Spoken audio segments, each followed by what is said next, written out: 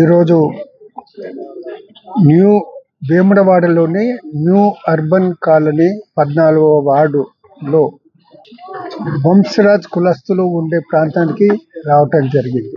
మా రాకలో ప్రధాన ఉద్దేశం ఏంటంటే కొన్ని కులాల పేర్లు తిట్టుపదాలుగా ఉన్నాయి. ఫర్ ఎగ్జాంపుల్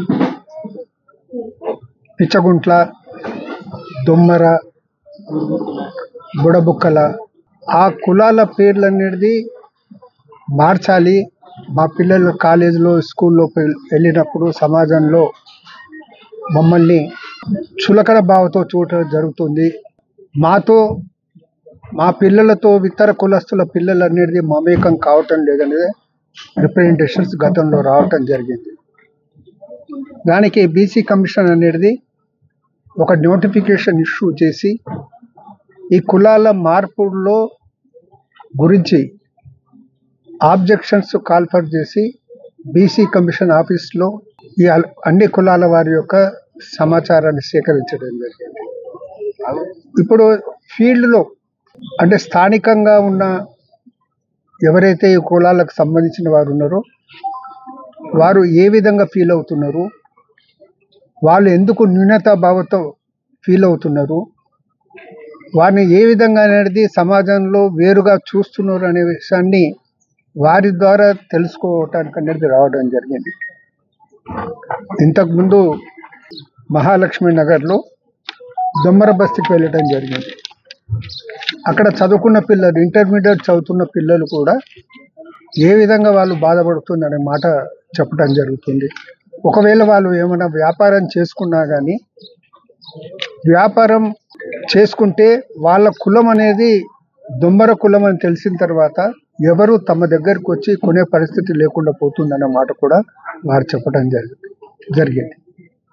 అదేవిధంగా ఇక్కడ పిచ్చగుంట్ల కులానికి సంబంధించిన వారు ఇక్కడ సుమారు 300 కుటుంబాలు ఉన్నామన్న మాట చెప్పడం జరిగింది. మేము కూడా ఈ లొకాలిటీ మొత్తం తిరిగి చూడటం జరిగింది.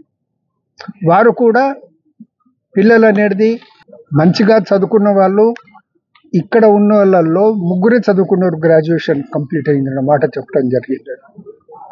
వారు కూడా పిచ్చగుంట్ల అనే సర్టిఫికెట్ తోటి వాళ్ళు కూడా ఇన్సల్ట్ ఫీల్ అయ్యేసి మళ్ళా కొందరు పెద్దలు చెప్పడంతో వాళ్ళు చాలా వరకు గోత్రాల కులం పేరు మీద సర్టిఫికెట్లు తీసుకోవటం జరిగింది.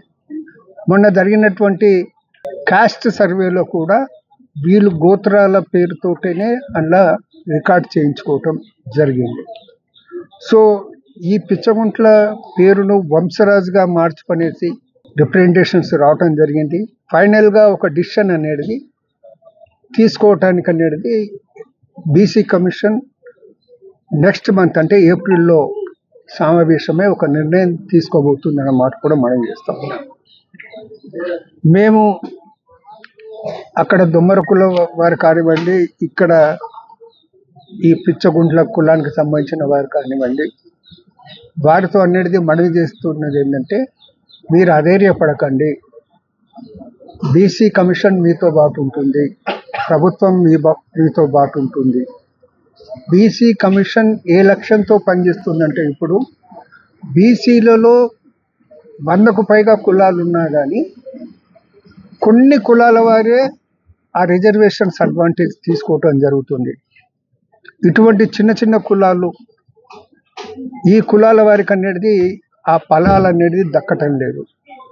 ఆ ఫలాలు దక్కే విధంగా ఏం చేయాలనో ఆ ప్రయత్నం అనేది బీసీ కమిషన్ ప్రభుత్వం దృష్టికి తీసుకొచ్చి చేసే ప్రయత్నం చేస్తుంది. రాష్ట్ర ప్రభుత్వం కూడా 42% అనేది రిజర్వేషన్స్ బీసీలకు పెంచడం జరిగింది, బిల్ అయ్యింది. సో అది చట్టరూపం కూడా ధరిస్తుందనేసి ఆశిస్తూ ఉన్నాం. 42% రిజర్వేషన్ చట్టరూపం అయిన తర్వాత ఈ అట్టడుగును ఉన్నటువంటి బీసీ కులాల వారికి లాభం జరిగే విధంగా ABCDE వర్గాలు ఏవైతే ఉన్నావో అందులో కూడా సబ్ గ్రూప్స్ అనేది క్రియేట్ చేసి ప్రయారిటీ అనేది ఇంతవరకు లాభాలు పొందని కులాలకు వచ్చే విధంగా అనేది చేయాలనే ప్రయత్నం బీసీ కమిషన్ తప్పకుండా చేస్తుందన్న మాట మనం చేస్తూ నేను ఇంతకుముందు వారిని అడిగినప్పుడు వారు చెప్పడం జరిగింది, వాళ్ళ పిల్లలనేది చాలామంది చదువుకోవటానికి వెళ్ళటం లేదని. చదువుకున్న వారు ఏం సాధించిందని మేము చదువుకోవాలనే ఒక క్వశ్చన్ వస్తుందనే మాట కూడా వారు చెప్పడం జరిగింది.